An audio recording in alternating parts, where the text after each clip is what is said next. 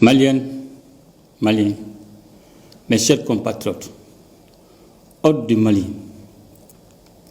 par la grâce d'Allah, nous franchissons le seuil de la nouvelle année 2026.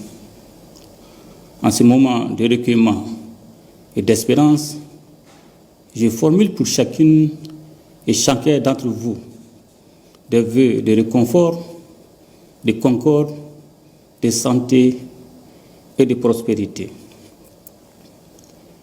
Je m'incline pieusement devant la mémoire de nos martyrs civils et militaires. Leur sacrifice est le socle de notre engagement et de notre renouveau. À nos blessés, aux familles endeuillées, la nation exprime sa solidarité indéfectible.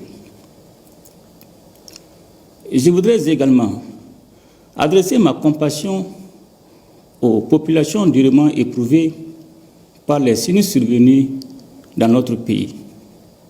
Je formule le vœu que l'élan de solidarité nationale dans la dignité et l'entraide continue de soulager les peines et de relever les vies. Maliennes, Maliens, mes chers compatriotes, le passage à une nouvelle année est une occasion de regarder ensemble le chemin parcouru, d'évaluer nos efforts communs et de mesurer avec lucidité les défis à relever. L'année 2025, dont nous vivons les derniers instants, a été une année d'épreuve, notamment sur les plans énergétiques et économiques. Elle a également été une année de vérité, celle qui révèle dans l'adversité le patriotisme et la résilience indéfectible des Maliennes et des Maliens. Je rends un hommage appuyé à notre peuple pour sa dignité, sa patience et sa détermination.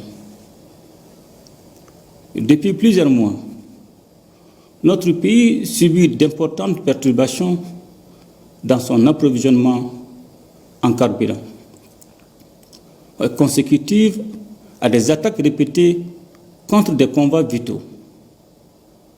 Parallèlement, une campagne de désinformation a tenté d'installer le doute, la peur et la division. Elle n'a fait que renforcer notre prise de conscience collective et consolider notre dynamique de résistance. En ces instants solennels, je salue la bravoure de nos opérateurs économiques, de nos chauffeurs et de leurs apprentis, qui, au péril de leur vie, ont assuré le ravitaillement du pays. Je félicite nos forces armées et de sécurité, ainsi que le gouvernement, pour la coordination de la réponse nationale ayant permis d'éviter des ruptures majeures de carburant. Derrière chaque défi se dresse une opportunité. Le défi d'importation doit devenir une opportunité d'innovation.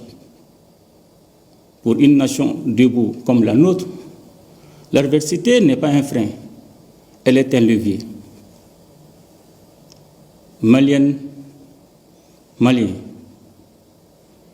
mes chers compatriotes, face aux pressions, aux tentatives d'isolement et aux manœuvres d'influence, le Mali a fait un choix, celui de la souveraineté assumée. Là où certains attendaient la résignation, nous avons opposé la décision. Le temps de l'improvisation est révolu. Le Mali a fait le choix irréversible de rompre avec la navigation à vue. C'est dans cette perspective que j'ai doté notre nation d'une boussole stratégique. La vision prospective Malikura Nyatasira Kabesamba Flani Biurani Sabama adossée à une stratégie de mise en œuvre 2025-2033. Ancrée dans le scénario du renouveau, cette vision est notre pacte d'honneur avec les générations futures. À l'horizon 2063, notre ambition est de faire du Mali une nation souveraine, unie, juste, sécurisée et prospère. Nous abordons l'année 2026 avec une ligne de conduite, celle de consolider la souveraineté et de bâtir une prospérité partagée. Maliennes, Maliens, mes chers compatriotes, la paix durable demeure la condition primaire de tout progrès. C'est le sens du combat héroïque mené chaque jour par nos forces armées et de sécurité contre le terrorisme et le crime organisé. Je salue leur bravoure, leur discipline et leur professionnalisme. La nation ne les oubliera jamais. Mener une guerre asymétrique est une épreuve redoutable. Mais face à la menace, nous avons choisi de rebâtir notre outil de défense. Des avancées significatives ont été enregistrées, des zones ont été sécurisées, la liberté de mouvement s'est améliorée et l'autorité de l'État poursuit son rétablissement. Et cette dynamique dépasse nos frontières nationales. Avec nos frères du Burkina Faso et du Niger, nous avons franchi une étape déterminante avec l'opérationnalisation de la force unifiée de l'AES et la mise en place d'un dispositif opérationnel coordonné. Face à l'ennemi commun, notre solidarité s'est traduite en actes. Protéger nos peuples et défendre notre espace commun. Nous savons aussi que la paix véritable ne s'impose pas, elle se construit. Elle exige la vérité, le dialogue et la confiance entre Maliens. L'adoption de la Charte pour la paix et la réconciliation nationale marque une étape décisive, celle d'un processus de paix endogène porté par notre volonté collective. Dans ce cadre, une nouvelle phase du programme du DDRI a été engagée avec un recrutement spécial et la réinsertion des milliers d'ex-combattants, notamment à Ménaka, Kidal, Mopti, Ségou, Gao et très prochainement Tombouctou. La mise en place de l'Observatoire pour la paix renforcera durablement cette dynamique. En tirant les leçons des processus de paix antérieurs, il apparaît clairement que les solutions maliennes sont les plus viables pour le Mali. Maliennes, Maliens, mes chers compatriotes, si la souveraineté militaire garantit l'intégrité du territoire, la souveraineté culturelle protège l'âme de la nation. C'est la raison pour laquelle nous avons engagé une dynamique de renaissance culturelle et d'éducation aux valeurs, afin de renforcer durablement le vivre ensemble et de façonner le Mali d'un courant, un citoyen patriote, responsable et bâtisseur. L'officialisation de nos langues nationales et la valorisation de nos légitimités traditionnelles ne sont pas du folklore. Elles expriment un retour à notre essence. Cette renaissance consolide la cohésion sociale, renforce la paix et fait de notre culture un levier de rayonnement et de développement endogène. Maliennes, Maliens, mes chers compatriotes, la justice et la gouvernance vertueuse demeureront au cœur de notre projet national.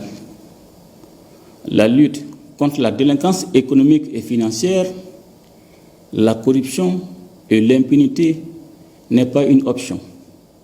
Elle s'impose comme un devoir. Le pôle national économique et financier et l'Agence nationale de recouvrement des avoirs saisis ou confisqués participent à l'affirmation de la règle que nul n'est au-dessus de la loi et que l'argent indûment soustrait à la nation doit obligatoirement revenir à la nation. Maliennes, Maliens, mes chers compatriotes,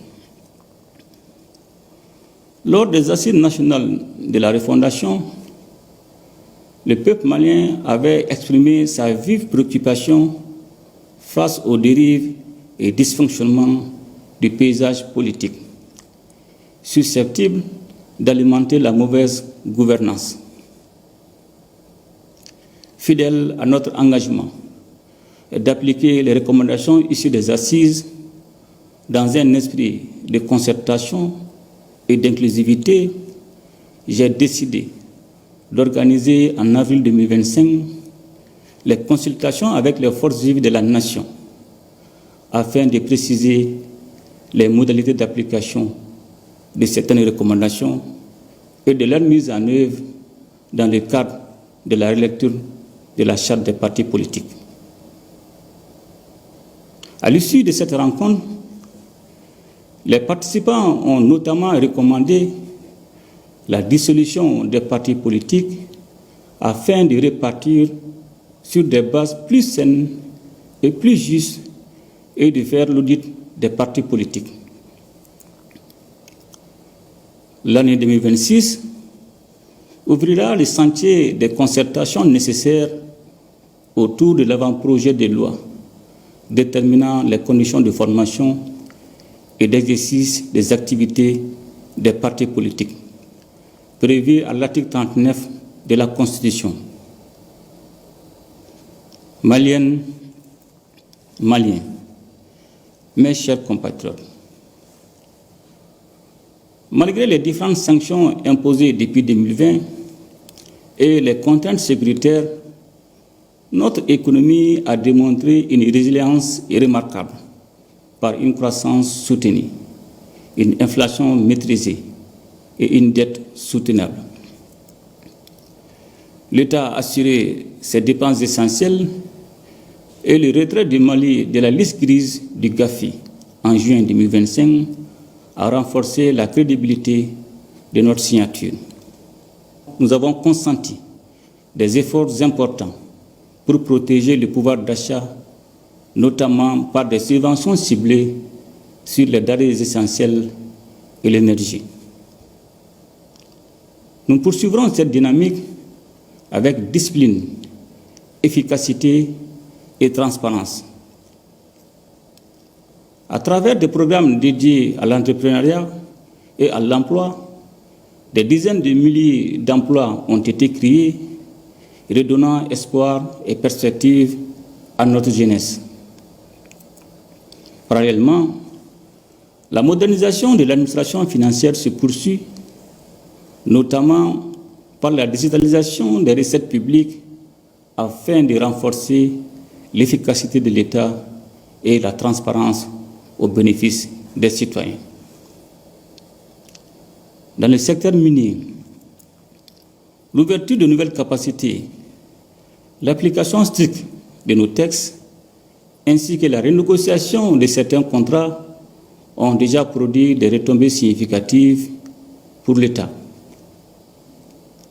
En 2026, nous poursuivrons cette trajectoire par des mesures de structuration et de valorisation, afin que la richesse nationale serve davantage à l'investissement public, l'emploi et la transformation locale. Une vérité doit s'imposer. La richesse du Mali va appartenir aux Maliens et profiter d'abord au peuple malien. Maliennes, Maliens, mes chers compatriotes, la crise énergétique a été éprouvante. Cette épreuve nous oblige à une transformation profonde.